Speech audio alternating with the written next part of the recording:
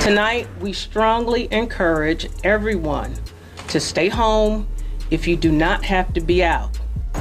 The Memphis police chief is asking everyone to stay home tonight after rapper Young Dolph is down at a South Memphis cookie shop. There will be extra police presence in many parts of the city that might have a connection to the popular rapper to make sure there is no more. The trial over Young Dolph passing opened today, uncovering shocking evidence about how it all went down. During the opening statement, Dolph's own bodyguard revealed that Dolph carried a long, bitter feud with CMG, the label run by Yo Gotti. According to the claims, that same label later funded a move to have Dolph taken out for good. That's his chain, the PRE. And what did PRE stand for? Paper Route Entertainment. Did he have any issues with other labels? Yes, ma'am. What label was that? CMG. And what does CMG stand for? I really don't know what it stands for. Okay, CMG. And the label you mentioned, CMG, that he had conflict with, that Mr. Gordon had conflict with. Who are some of the artists on that label if you're familiar? The only one that I knew of was Yo Gotti. The bodyguard made it clear to the jury that Dolph had countless enemies. This context helped when prosecutors presented unreleased police files detailing exactly how the rapper lost his life and who was behind it. These files even held Dolph's chilling last words. But first, hit the like button if you were a fan of Young Dolph. Court records show that on Tuesday, November 17th, 2021, the Memphis star walked into Makita's homemade butter cookies, his favorite hometown spot.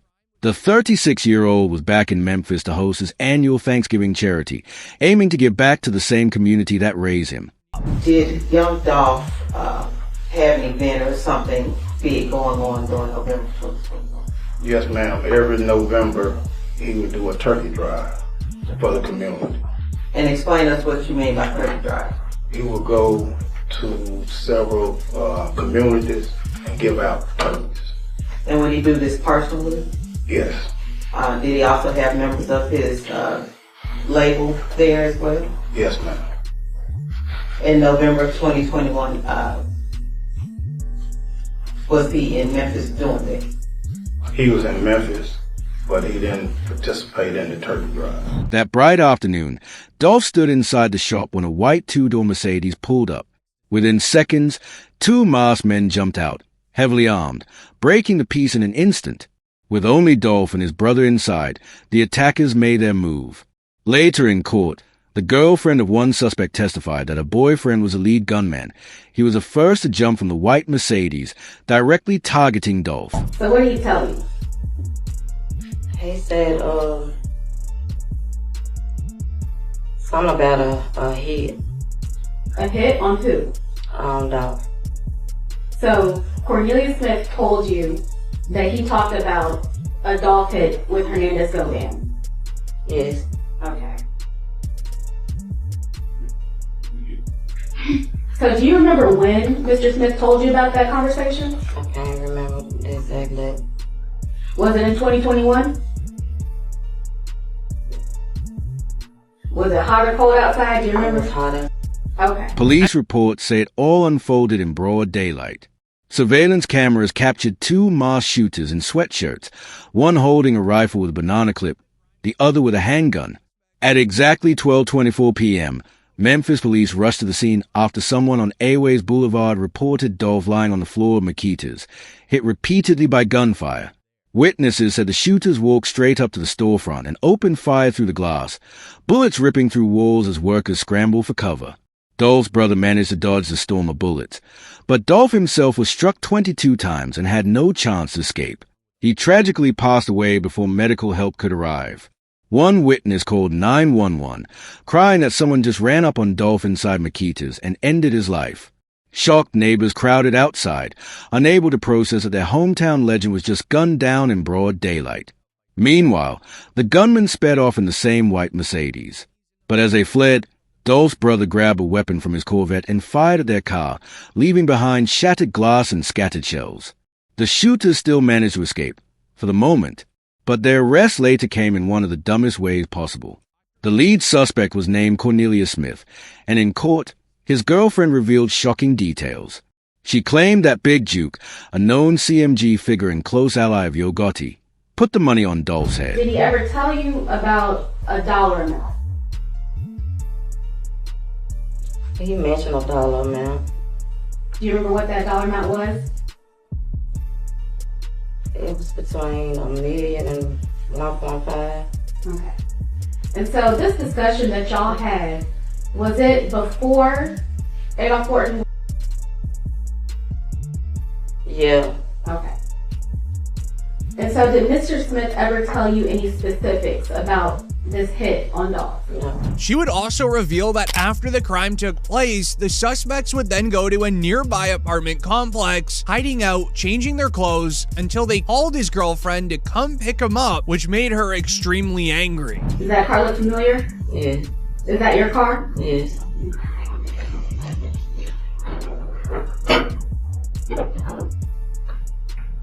And who were you waiting on at that point? Cornelius.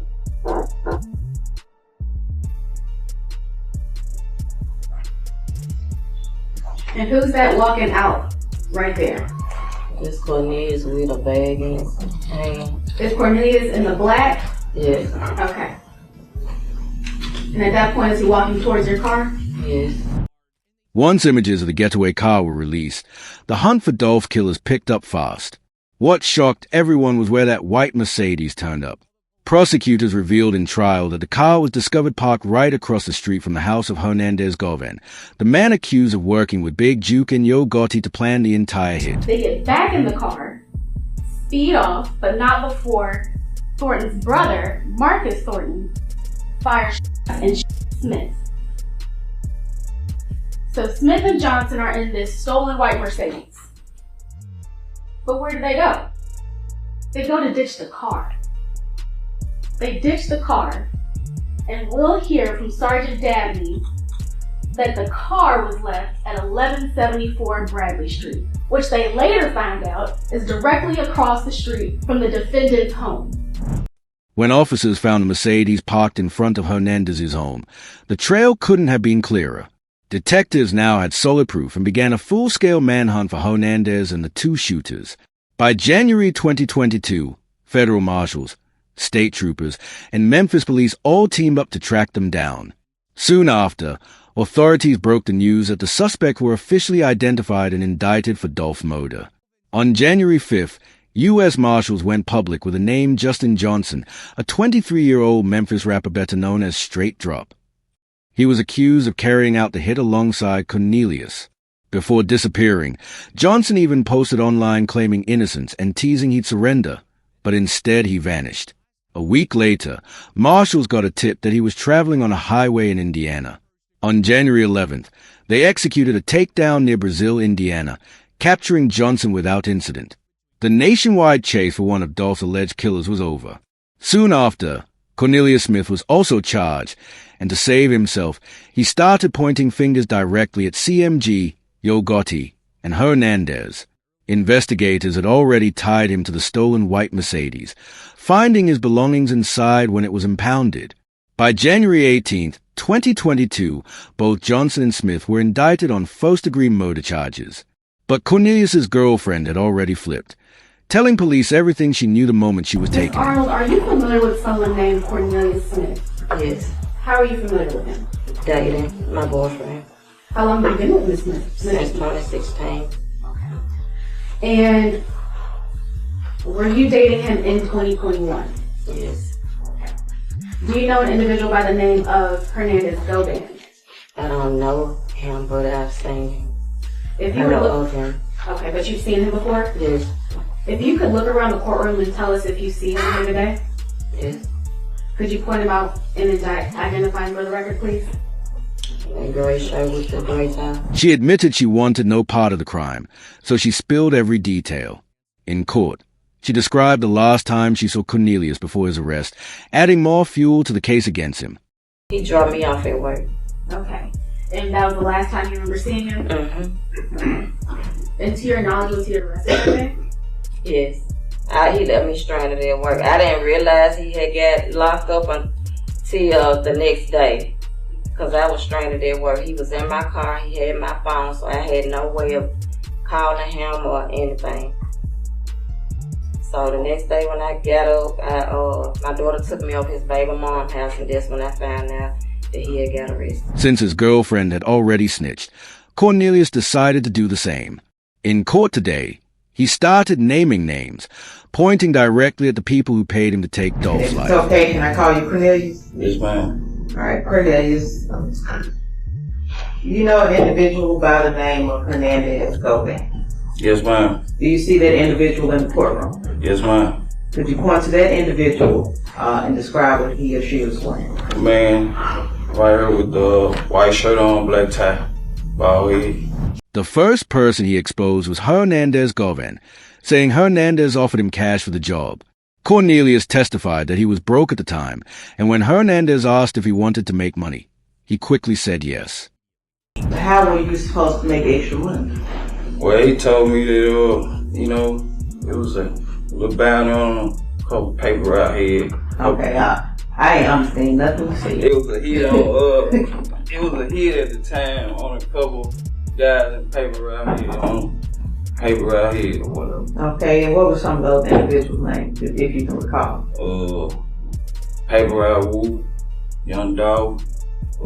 I don't know all his names, because I ain't know exactly who they were. Cornelius then revealed the most jaw-dropping detail.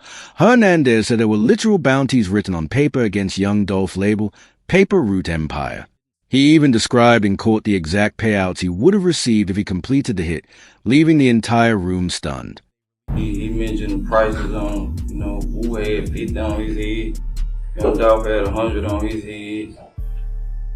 5 on his head, 10 on his head. He mentioned the prices too. So it was almost like a catalog. This person cost this much. This person telling cost us who had money on their head, who had the most money on their head, and who had prices. Young Dolph most? had the most money on his head. And he had 100,000. 100,000 on his head. And when you say his head, I mean, if you Dolph, you get 100,000 off.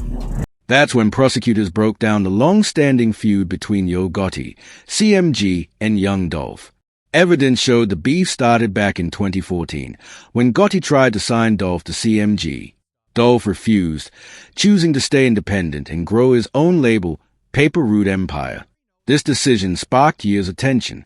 The feud escalated when Dolph dropped a diss track, called Play With Your Girl, mocking Gotti. By 2017, things got violent. Dolph's SUV was shot up more than 100 times in Charlotte, but he survived thanks to bulletproof armor. Later that year, he was shot again in Las Vegas. Police even considered Gotti a person of interest, though no charges stuck. Another CMG rapper, Black Youngster, was arrested for the Charlotte shooting. Fast forward to 2021, and prosecutors say Gotti's brother, Big Juke, placed a $100,000 bounty on Dolph's head, offering cash for his death and even smaller bounties for other PRE artists. Hernandez Govan allegedly helped arrange the plot, feeding Dolph location to Justin Johnson and Cornelius Smith. He was supposed to keep $10,000 for himself after the hit. But his mistake? Parking the white Mercedes used in the motor right by his own home, which tied him directly to the crime. In court, Cornelius affirmed that Hernandez gave a green light, telling them Dolph would be at Makita's and setting the trap that ended the rapper's life. Comment below if you were a Young Dolph fan, and don't forget to leave a like.